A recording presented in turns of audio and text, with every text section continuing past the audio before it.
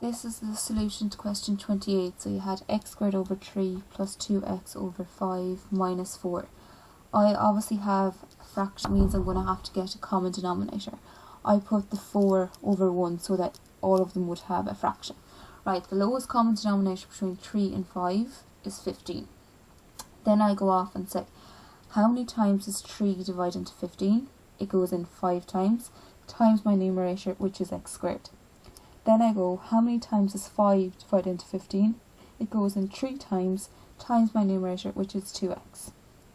Minus, how many times does 1 go into 15? It goes in 15 times my numerator, which is 4, and that's all over 15 is equal to 0. I have now made this fraction equivalent. Okay, so I'm not after changing anything, I'm after making the fraction equivalent. So now I can drop my CD. As long as there's an equal sign, you can always drop your CD. So I have 5 times x squared is 5x squared, 3 times 2x is 6x, minus 15 times 4 is minus 60 is equal to 0. And now I'm able to go off and use my quadratic formula. So I have a is equal to 5, b is equal to 6, c is equal to minus 60.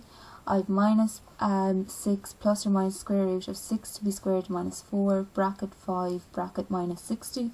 I have minus 6 plus or minus the square root of 36 plus 1200 all over 10, minus 6 plus or minus the square root of 1236 all over 10, minus 6 plus it over 10, minus 6 minus it over 10.